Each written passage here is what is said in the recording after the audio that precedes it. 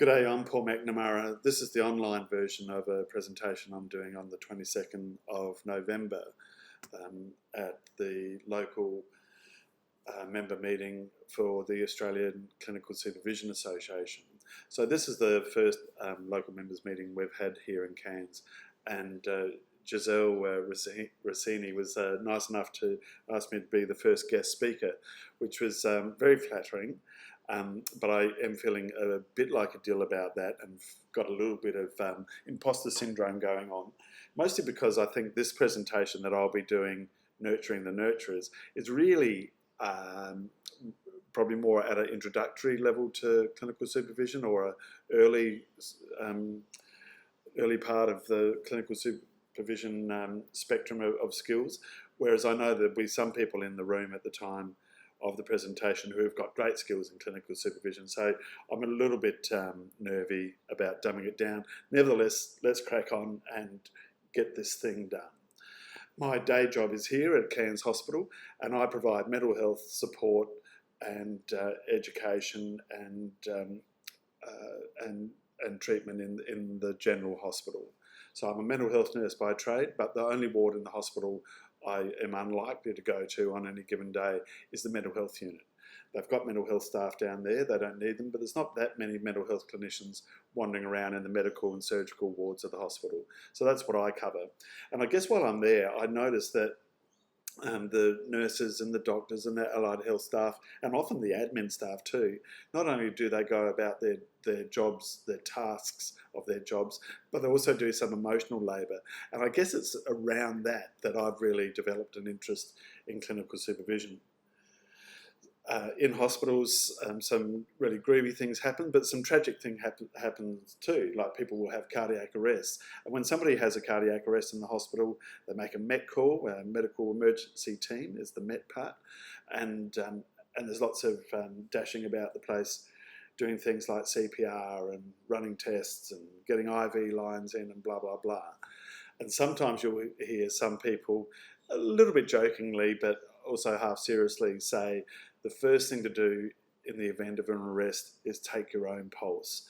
And what they're really getting at there is that you don't want your anxiety overwhelming your capacity to function safely. And that's that's a good thing to think about.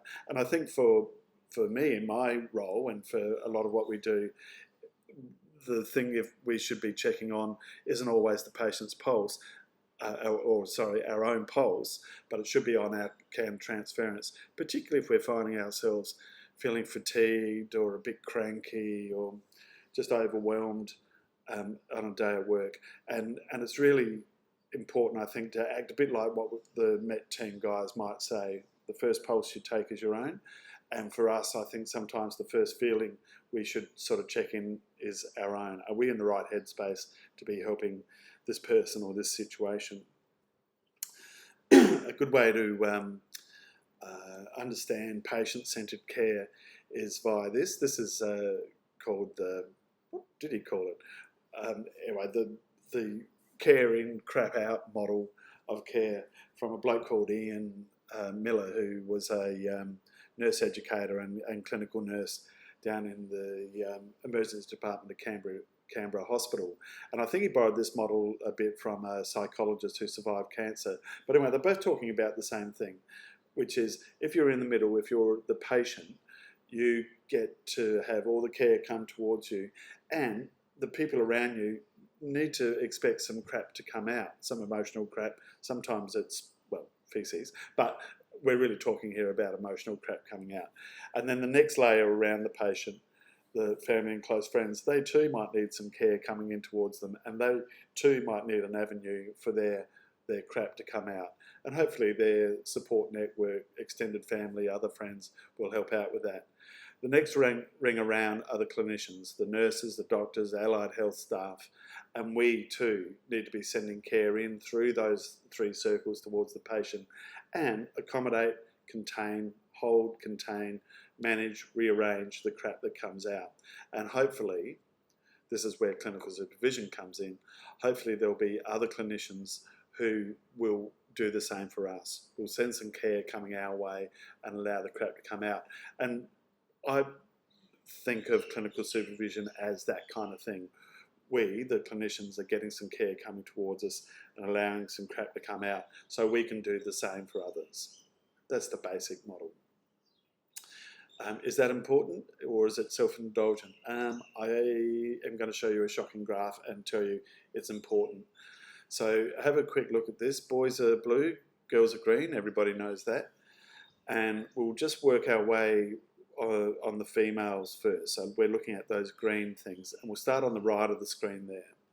So employed people in other occupations do still take their own lives, but not as much as allied health staff. So that's not quite double there, but allied health staff take their lives at a greater rate than women in other occupations. Next one up, medical professionals. So female doctors take their lives at twice the rate of females in other occupations. And then the one on the left is nurses and midwives, and female nurses and midwives take their lives at about 3 times the rate of females in other occupations. That's alarming. I'm sure you'll agree. Just checking a bit, I know you can see this in front of you, but with the fellas, it's a little bit of a different story. Male doctors kill themselves at about the rate of doctors and other people in other occupations. And allied health professionals, for fellas, kill themselves at lesser rates. So there must be something a little bit protective about being a physio, social worker, dietitian for the fellas anyway. OT, apologies for all the speeches. Apologies to every allied health profession I've missed out on. And then on the left, keeping in mind I'm a nurse by trade, so this alarms me the most, is male nurses take themselves at a much higher rate than males in other occupations. Look, I'm sure there's 1,000 complicated reasons that go into this, and I won't pretend to understand all of them, but I'm sure part of the problem there is that nurses and midwives and doctors and in particular have access to information and maybe even substances which would be more lethal than what the general public would have access to. And but I guess on the other hand is that we know that allied health professionals, doctors and nurses and midwives all know about mental health services, and you look at this graph and you think maybe they're not accessing them as much as they should.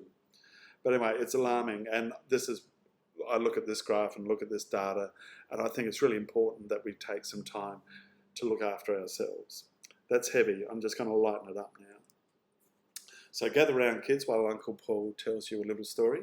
About 100 years ago, in the early 1900s in Wales, there were coal miners who would go off to work in their coal mines, and they'd get there underground, they'd get filthy all day, and they'd come out of the coal mines at the end of the day and trudge back down to their little cottage, their little miner's cottage, and they'd pull off their overalls and toss them into the, well, wouldn't have had a washing machine, into the whatever you used to wash clothes back in those days, and jumped in the bath and cleaned themselves up after a day at work.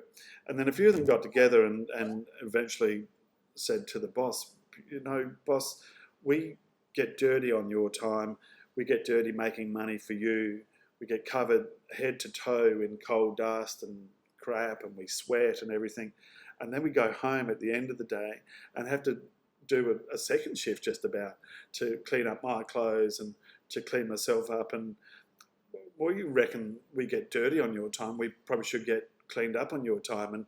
And the mining bosses said then, exactly as they would say now, oh no, we can't possibly give you anything more, we'll all go broke. So the miners went on strike, and they stayed on strike for many, many months, and some of the mines, I think, stayed on strike for a year or more.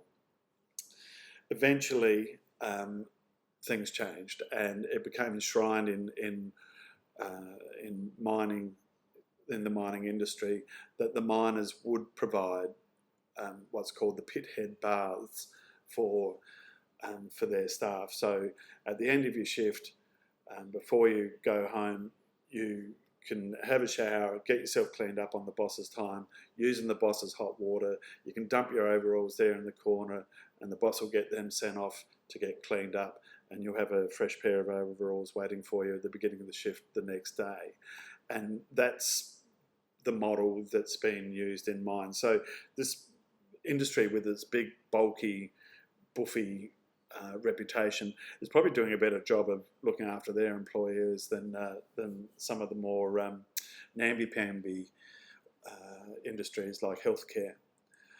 And just to reinforce the same point, you probably all remember, well, most of us remember a few years ago with the Beaconsfield miners, and when Todd and Brandt finally emerged from being underground for a fortnight, where they were in this really confined space, so they would have been covered in their own and each other's excrements.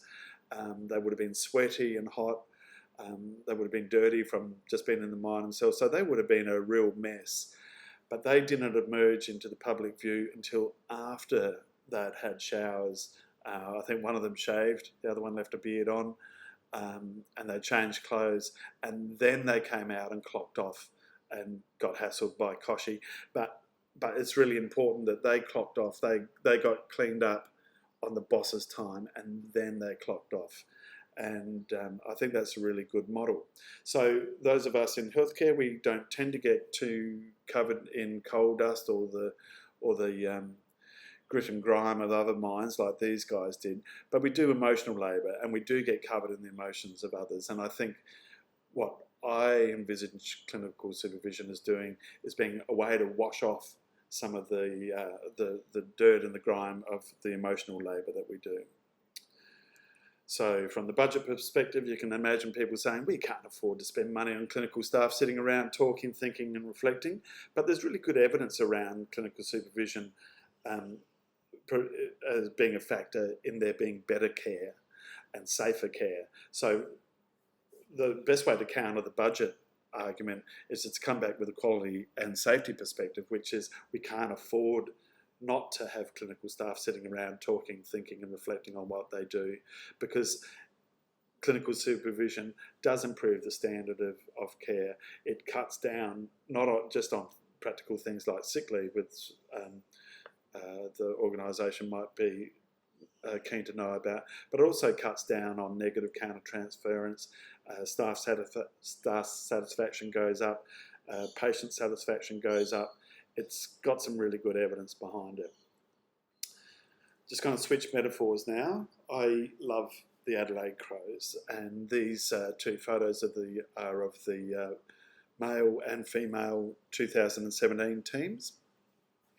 There's two differences between these teams. The males lost their grand final, and the females won theirs in 2017. There's another difference too, is about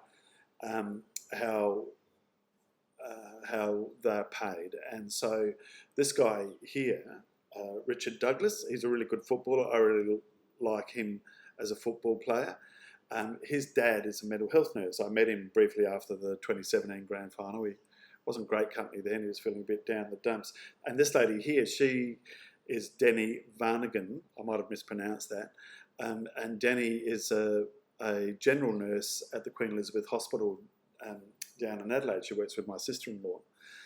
And I just want to make that difference, is that if you're a professional male footballer, you might have a relative who's a nurse. If you're a professional female footballer, you might need to keep your day job because you're not getting paid that much. Anyway, we're not really talking about those two people. I really want to bring you back just to the men's team at the moment. My brother is really involved with the club. He does the stats for the club and on match day, and he's been doing that for, I don't know, years and years, more than 10, probably more than 15. And I was talking to him about how does it work for the footy players. You know, like the game itself, for those not familiar with AFL, it's played in 4 quarters. Each quarter's nominally about 20 minutes long, but the clock stops when the ball goes out of bounds. So the players are out there for about half an hour for each of those quarters. So if you played every minute of every quarter, you would be out on the ground for 2 hours. But of course, there's much more to it. There's training, there's discussions, skill practice, there's leadership practice, They practice on how to give feedback to each other, not just on the training track, but in real time while the game's going on. If somebody's making a few mistakes or could do things better, they learn how to talk to each other and do that better. So with all of those things, the fitness, the skills, the leadership, all that stuff, for 2 hours of play, they spend 35 hours or more preparing each week, which is kind of amazing, isn't it? Particularly when you flip it around and think about what we, in our roles, do, is that we work for 35 or 40 hours or more a week and may not do any training for months at a time. So it's quite remarkable when you look at that. And I love footy, and I'm certainly not going to run it down. But I think footy brings a lot of people a lot of joy, particularly me, on a day that we win. That is, particularly those grand finals, gentlemen, if you can get around to one. It brings a lot of people a lot of joy. But compared to the work that we do in the health system, it's probably a little bit frivolous, to be honest. Like there's not a lot of life and death stuff going on. But nevertheless, they do a lot of practice and not a whole lot of playing. We do a whole lot of playing and not a whole lot of practice. And I guess the other thing about clinical supervision is that even if it's just for an hour a month or an hour a fortnight, at least we're starting to borrow a bit from the footballers and do a little bit of skills honing, a little bit of practice. Those familiar with clinical supervision are almost certain to be familiar with Bridget Proctor. She's one of the rock stars of clinical supervision, and she describes the 3 functions of supervision using these words. Formative, which is about developing new skills and practicing those skills in clinical supervision. Normative is about staying safe in clinical supervision, make sure you stay within the guidelines and the policies that govern us all. And restorative part of clinical supervision is the bit that I value the most, which is about addressing the emotional labour that we do and replenishing our bowls of empathy so we can go back out and do some work again. So that's the model of clinical supervision I wanted to introduce everybody to, is that we need to do it. The suicide rates amongst our professions indication, I think, that there is a whole heap of burnout out there. We do emotional labour. We know that in the mining industry, people get cleaned up on the boss's time. Why can't we do that in the health industry? And we know that professional sportsmen in particular, and sportswomen to a slightly lesser degree, because there's not as much money in it at the moment, practice much more than they play. And we're not asking to practice more than we play. We just want to practice a little bit. We want to hone our skills. We want to make sure we're doing the right thing by our patients and our organisation. And we want to make sure that we don't go home after work every day thinking, God, I might scull another bottle of wine because it's been so tragic. So for clinical supervision, we don't have to invent it from scratch. It's been done for us. The clinical supervision guidelines for mental health services were released back in 2009. They're probably just about due for a bit of a freshen up, but to be honest, they're pretty good. It's a document that I've used a few times, and it's always given me pretty good direction on how to go about structuring it.